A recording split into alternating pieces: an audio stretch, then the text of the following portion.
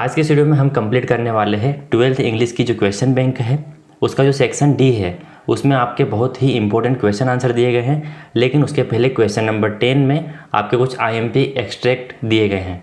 वो एक्सट्रैक्ट आपके पोएम से लिए गए हैं जो कि आपके एग्ज़ाम के पॉइंट ऑफ व्यू से बहुत ही इंपॉर्टेंट होने वाले हैं, जिनके आधार पर आपसे कुछ क्वेश्चन पूछे जाते हैं। यानी कि आपकी पोएम का एक स्टैंजा इसमें ले लिया जाता है और उसके आधार पर उसी में से क्वेश्चन बनाकर पूछे जाते हैं, जिसमें आपके सिमिलर वर्ड यानी सिनोनियम, opposite, noun form, adverb form, adjective form, कवि का नाम यानी पोएट का नाम, पोएम का नाम, ऐसे कुछ क्वेश्चन बनाए जाते हैं जो कि बहुत ही नॉर्मल होते हैं, जिनको हम देखने जा रहे हैं और सीखेंगे किस तरीके से आप एक पोएम के एक्सट्रैक्ट को पढ़कर उनके क्वेश्चंस के आंसर को दे सकते हैं।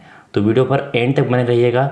इसके पहले आपने पार्ट 4 तक के वीडियो नहीं देखे हैं तो आप प्लेलिस्ट में जाके देख लीजिएगा, जिसमें हमने आपके फिल इन द ब्लैंक्स जो कि ग्रामेटिकली है और साथ में आपके डू एज डायरेक्टेड में जो भी आपको निर्देश दिए गए थे उसके अनुसार जो grammatical tense, active voice, passive voice, conjunction, उनके अनुसार जो परिवर्तन करना था वो वीडियो मैंने प्रोवाइड किए हैं, तो आप प्लेलिस्ट में जाके देख लीजिएगा।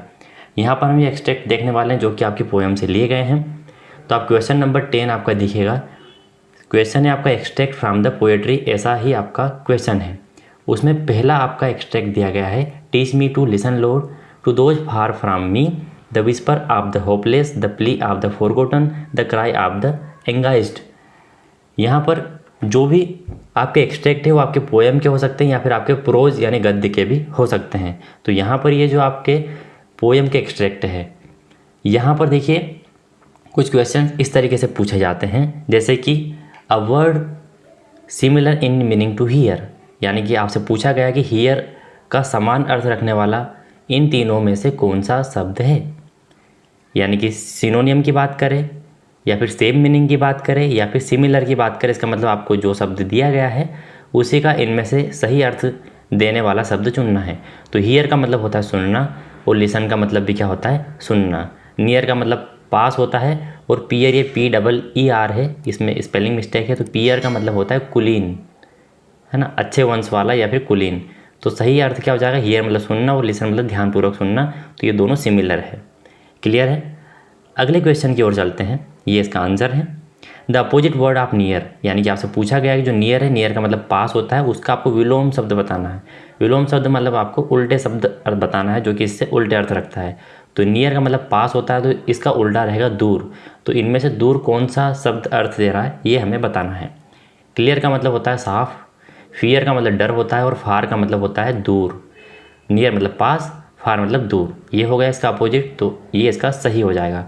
आंसर आप सभी के सामने है।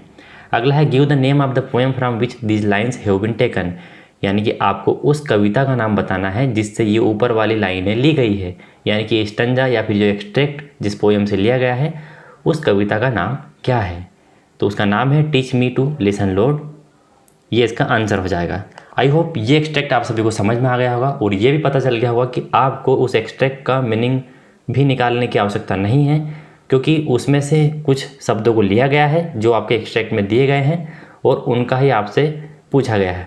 अब यहाँ पर देखा जाए तो हियर ऊपर वाले एक्सट्रैक्ट में है ही नहीं। देखा जाए तो फार यहाँ पर है, इसमें से फार फ्रॉम मी।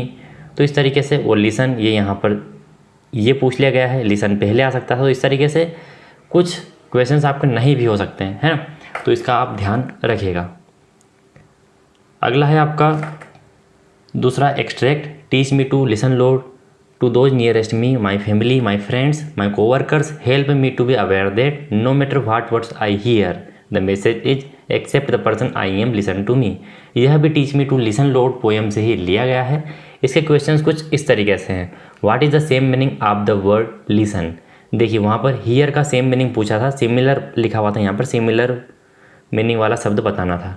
हियर यहाँ पर था, लिसन यहाँ पर था, तो बात एक ही हो गई। लिसन का हो यहाँ पर क्या हो जाएगा, हियर। पियर, डियर सभी वहाँ पर सेम शब्द लिए गए हैं, तो यहाँ पर इसका अर्थ हो जाएगा हियर मतलब ध्यानपूर्वक सुनना या फिर सुनना। What is the opposite word of friend, यहाँ पर पूछा गया है कि फ्रेंड का अपोजिट वर्ड क्या है। फ्रेंड का मतलब होता है दोस्त और अपोजिट मतलब विलोम शब्द बताना है। तो दोस्त का अपोजिट शब्द होता है दुश्मन। तो इनके अर्थ हमें पता होना चाहिए, जैसे कि इनेमी मतलब दुश्मन होता है, कोवर्कर यानी साथ काम करने वाला सहकर्मी, और ओप्रेस्ड का मतलब होता है पीड़ित। है ना, पीड़ित या फिर दलित।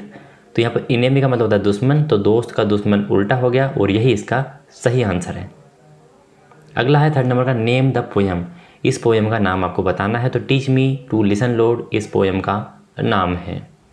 और जिसके कवि का नाम एनोनिमस हो यानी अज्ञात हो, उसके कभी भी कवि का नाम पूछा नहीं जाता, इसलिए दोनों में यहाँ पर पोएम का ही नाम पूछा गया है।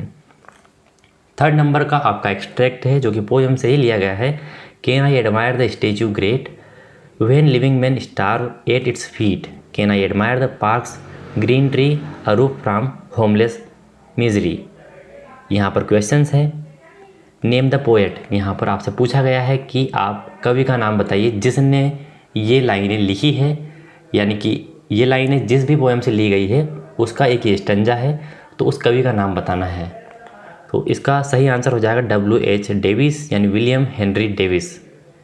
आंसर आप सभी के सामने है। और आपकी जो पोएम है उसका नाम है इन द कंट्री, क्योंकि पोएम का नाम भी पूछा जा सकता है। तो इन द कंट्री का ये 4th नंबर का स्टैंजा है।